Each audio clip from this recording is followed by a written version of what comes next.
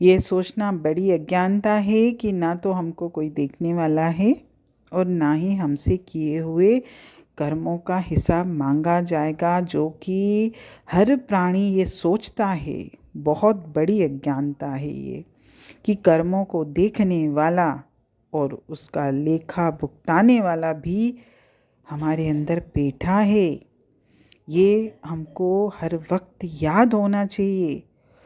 प्रत्येक कर्म का हिसाब रखा जाता है और हर मनुष्य को खुद किए हुए कर्म का फल भी खुद ही भोगना पड़ता है। लेकिन मूर्ख प्राणी बार बार इस चीज़ को भूल जाता है। मुख से तो हम सब बोलते हैं कि हाँ, कर्म का हिसाब मैं दे रहा हूँ या कर्म का हिसाब मुझे देना पड़ेगा, बिल्कुल बोलते हैं, लेकिन मानते नहीं हैं। बार बार हम गलत कर्म करते हैं, ये जानते हुए भी कि मेरे हर कर्म का फल मुझे ही भोगना पड़ेगा।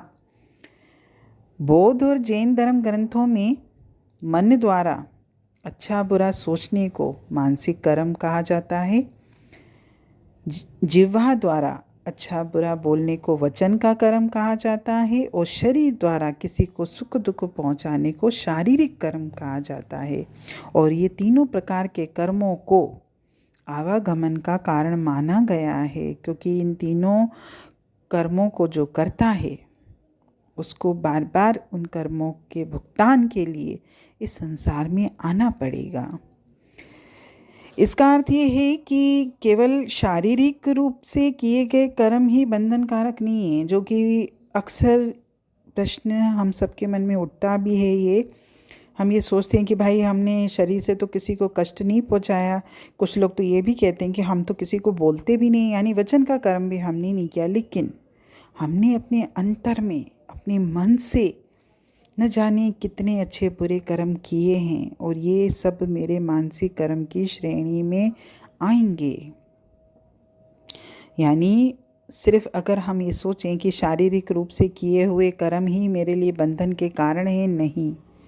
जीव को तो अपने संकल्पों का, अपने विचारों का, अपनी अच्छी बुरी भावनाओं का भी फल भोगना पड़ता है। यानी कर्म का हिसाब किताब बड़ा गूढ़ है।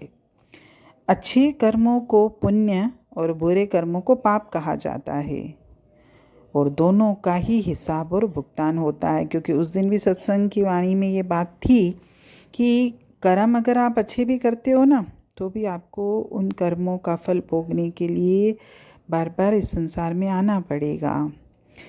भले हम पुण्य के कर्म करें चाहे पाप के कर्म करें, लेकिन हमको दोनों का ही भुगतान करना पड़ेगा।